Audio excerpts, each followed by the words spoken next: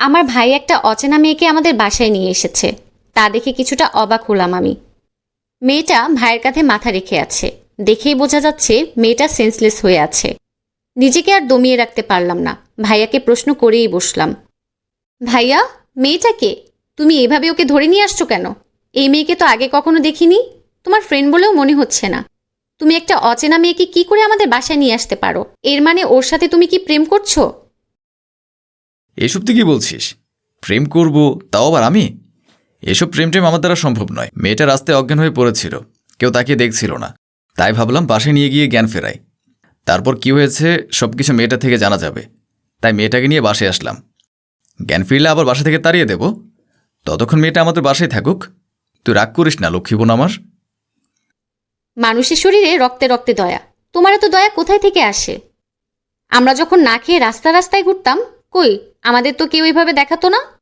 এখন তুমি সফল হয়েছো, এখন সবাইকে তুমি দয়া দেখাবে? এটা আমি একদম পছন্দ করি না ভাইয়া। মানুষ আমাদের সাহায্য করেনি, তাই বলে আমরা মানুষকে সাহায্য করব না? তাহলে মানুষ আর আমাদের মধ্যে পার্থক্য কি বোন? এমন কথা বলতে হয় না। তুই যা, গিয়ে পানি নিয়ে আয়, মেয়েটার জ্ঞান ফেরাতে হবে। তোমার পাশে অন্য একটা মেয়ে, এটা আমার সহ্য হচ্ছে না ভাইয়া। তাও অচেনা অজানা। চেনা পরিচিত হলেও তাও এক কথা ছিল। আমার প্রচুর রাগ হচ্ছে। আমি ও মেয়ের জন্য কিছু করতে পারবো না। আমার বোন তো এতটা হিংসুটে ছিল না। আমার বোন এতটা হিংসুটে কি করে হয়ে গেল? আমার বোন তো অনেক ভালো ছিল। আমার লক্ষ্মী বোন, আমার কথা শোন আর রাগ করিস না। পানি নিয়ে আয়, যা। ভাইয়ের কথা শুনে তুরিন মুখ বাঁকিয়ে রান্নাঘরে চলে গেল। একটু পরে এক গ্লাস পানি নিয়ে ভাইয়ের কাছে আসলো। অপরিচিত মেয়েটির মুখে পানি সেটাতেই চোখ পিটপিট করে মেয়েটি চোখ মেলে তাকালো। এই তো আপনার জ্ঞান ফিরেছে। আপনার কি হয়েছিল? আপনি রাস্তায় পড়েছিলেন কেন? আপনার বাসা কোথায়? আপনার বাসা নাম্বার দিন, আমি ফোন দিয়ে জানিয়ে দিচ্ছি আপনি আমাদের বাসায় আছেন। আপনার বাসার লোকজন হয়তো অনেক চিন্তা করছে। আমি কে? আমি এখানে কি করছি? আপনারা কারা? আমার তো কিছুই মনে পড়ছে না। আমার মাথায় প্রচণ্ড ব্যথা করছে। আমি সহ্য করতে পারছি না। নাটক করে কোনো লাভ নেই। হতেও পারে আপনি কোনো প্রতারক চক্র। আমাদের বাসায় থাকার জন্য এমন নাটক করছেন, এমন ভাব করছেন আপনি স্মৃতিহারা হয়ে গিয়েছেন।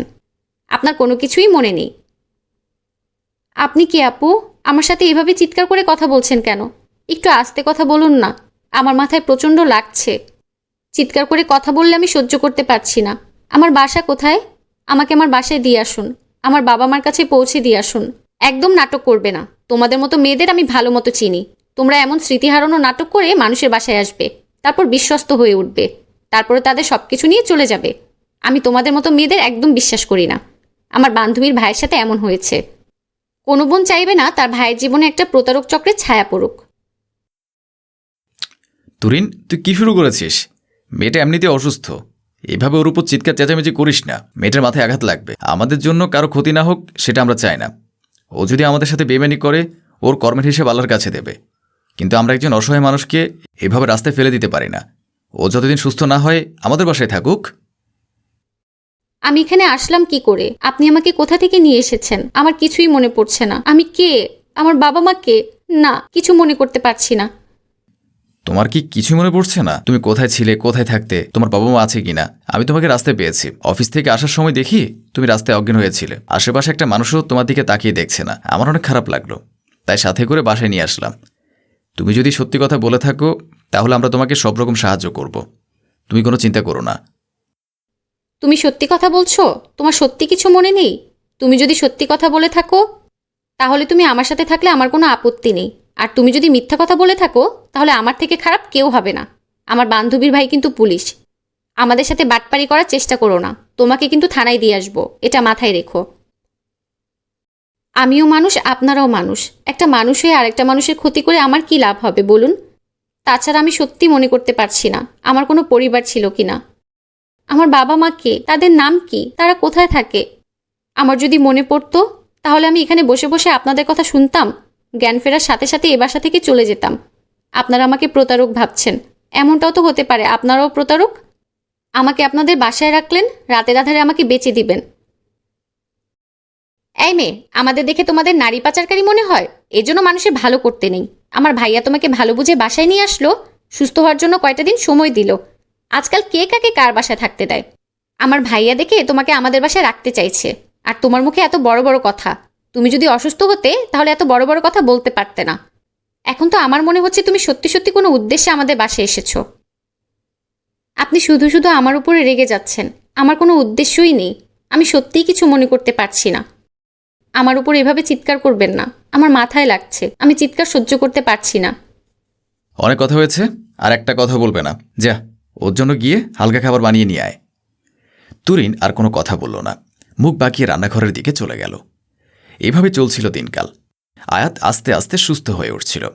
আয়াতের সাথে এখন তুরিনের বেশ ভালো সম্পর্ক হয়েছে। দুজন মিলে সবসময় একসাথে থাকে, ভালো মন্দ গল্প করে, একসাথে কাজ করে। আব্রাহাম আয়াতের প্রতি দুর্বল হয়ে গিয়েছে। কেমন মুগ্ধ নয়নে আয়াতের দিকে তাকিয়ে থাকে। বিষয়টা তুরিনের দৃষ্টি এড়ায় না। তুরিন ভাইয়ের পাশে গিয়ে খোঁচা মেরে বলল, আজকাল দেখছি মেয়েদের দিকে একটু বেশি নজর দিচ্ছ। এভাবে দেখো না, নজর লেগে যাবে। এত যদি ভালোবাসো তাহলে সরাসরি বলে দিচ্ছ না কেন? সরাসরি বলে দাও। সময়ের কাজ সময়ে করতে হয়। সময় চলে গেলে সে কাজ হাজার চাইলেও করে উঠতে পারবে না। তুমি বাস্তবতার কাছে হেরে যাবে। তোর বড্ড বেশি হয়েছে, তাই না? তোকে এত কথা বলতে কে বলেছে? আজ যদি বাজে কথা বলেছিস তাহলে আমার থেকে খারাপ কেউ হবে না। সামনে তোর পরীক্ষা। পড়াশোনা বাদ দিয়ে এত টোটো করে বেড়াস কেন? যা, গিয়ে পড়তে বস। আমাকে নিয়ে তোরা তো ভাবতে হবে না। ভালো কথার ভাত নেই। আমি তোমাকে ভালো বুঝে একটা ভালো বুদ্ধি দিলাম, উল্টা তুমি আমাকে বকছো। তোমাকে আমি আর ভালো বুদ্ধি দিব না।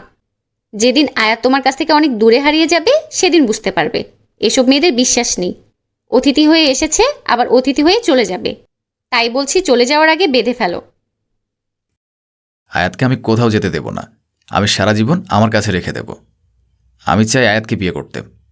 আজকে বিকেলে আমি আয়াতকে বিয়ে করব। বাব্বা, তলে তলে এত দূর?